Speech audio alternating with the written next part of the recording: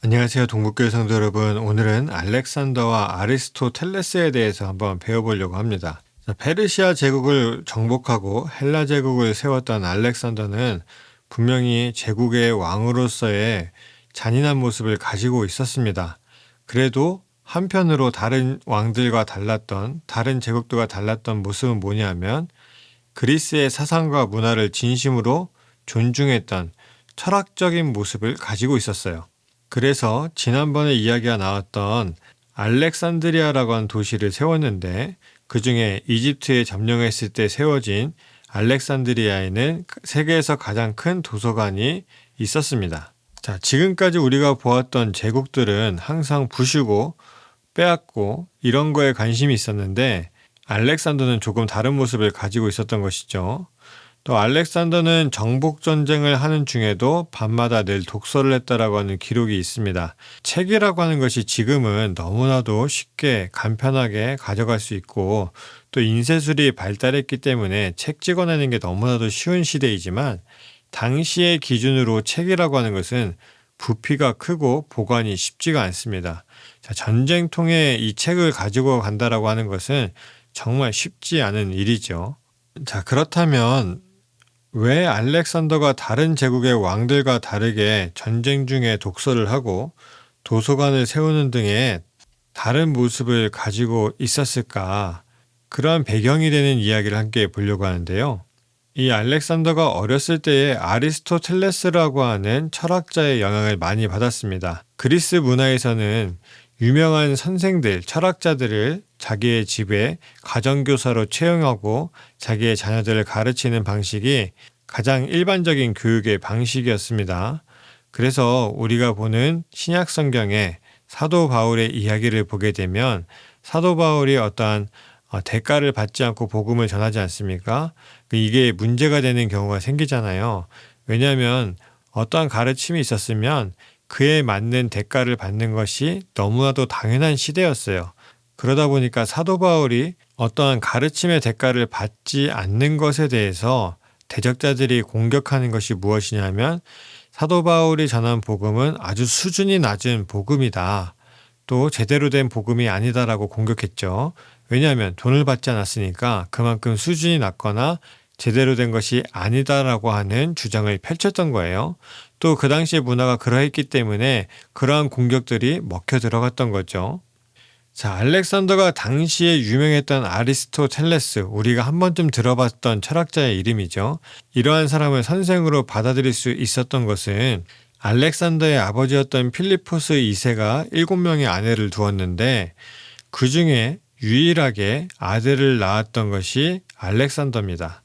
그러다 보니까 당시의 기준으로 하자면 이 알렉산더가 유일한 아들이니까 더 각별할 수밖에 없겠죠. 그러니까 많은 비용을 투자해서 아리스토텔레스라고 하는 당대 유명한 철학자를 가정교사로 모시고 온 겁니다. 자, 어떠한 대가를 통해서 이 아리스토텔레스를 가정교사로 맞아들이게 되냐면 필리포스 2세가 아리스토텔레스에게 주었던 대가는 당시에 아리스토텔레스의 고향 스타기라라고 하는 시가 있었는데 그 지역이 많이 파괴가 되었습니다. 이 지역을 복원해주는 조건으로 아리스토텔레스가 가정교사로 오게 됩니다.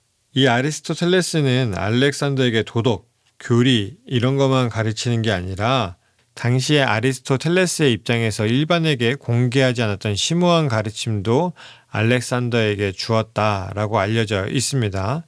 그래서 이 알렉산더가 그리스의 사상과 문화를 존중하게 되었고 다른 어떤 왕들보다 매우 수준 높은 지식을 가질 수 있었습니다. 그래서 알렉산더가 다른 제국의 통치자들에 비해서 철학적인 면을 많이 보여줍니다. 당시에 이러한 지식들은 기득권을 형성하는 조건 중에 하나였습니다. 그래서 알렉산더가 수많은 나라들을 정복하고 있었던 그때에 아리스토텔레스가 가르침들을 책으로 출판한다는 소식을 듣게 됩니다. 그래서 알렉산더가 아리스토텔레스에게 항의 편지를 보내게 돼요. 그 내용을 간단하게 이야기하자면 우리가 가지고 있는 이 지식을 모든 사람들에게 공개한다면 우리의 위치가 흔들릴 수 있다라고 하는 것이죠. 그때 아리스토텔레스가 어떠한 답장을 하게 되냐면 그 지식들은 발표되었다라고 말할 수 없다는 거예요. 왜냐하면 자신의 가르침을 받지 않은 사람들은 아무리 책을 봐도 그 지식을 이해할 수 없다라고 이야기합니다.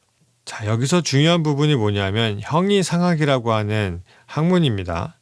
형이상학이라고 하는 것은 본질에 대한 질문을 통해서 정의하는 학문이에요. 간단하게 이야기하면 그렇습니다. 자, 우주의 본질은 무엇인가? 우주는 무엇으로 이루어져 있는가? 신은 존재하는가? 그러면 존재한다라고 하는 것은 무엇인가? 이러한 질문들이 계속해서 철학적인 사고를 만들어내고 세계를 이해할 수 있는 큰 틀을 가질 수 있게 해주는 거죠. 하지만 이 형이상학이라고 하는 것이 근본에 대한 질문이고 대답을 만들어내는 중요한 작업이지만 결국은 근본을 정리하고 정의하는 과정 속에서 고착되는 학문입니다. 그래서 만약에 세상은 이러한 것으로 이루어져 있습니다 라고 하면 거기서 더 이상 발전하기가 어려운 학문이죠. 그러나 아리스토텔레스와 이 알렉산더가 살아가던 시대에는 그러한 이야기들을 통해서 그 질문에 대한 대답을 찾기 위해서 수많은 문화들을 융합하는 과정을 가질 수 있게 되는 겁니다. 아직 모든 것이 정의되지 않았던 시대였기 때문에 그러한 작업들을 알렉산더가 이어가기를 원했고, 알렉산더는 그러한 도시들, 도서관을 통해서 또 여러 가지 정책들을 통해서 모든 문화들을 융합하여서 궁극적인 답, 모두가 함께 공감하고 동참할 수 있는 그러한 답을 찾기를 원했습니다. 자, 알렉산더가 왜 다른 왕들과 다른 제국들과 다른 모습을 보여주게 되었는지를 오늘 잠시 보았습니다. 당시에 유명한 철학자였던 아리스토텔레스가 그러한 마음들, 그러한 사상들, 그러한 생각들을 심어주게 되었고, 알렉산더는 그러한 꿈들을 꾸면서 나아가게 되었고, 그러한 과정들을 통해서 단순히 나라만, 땅만 넓히는 그러한 왕이 아니라 당시의 모든 문화들을 융합할 수 있는, 하나로 만들 수 있는 그러한 길을 가게 되는 것이 바로 알렉산더 왕입니다. 오늘은 여기까지 하겠습니다. 감사합니다.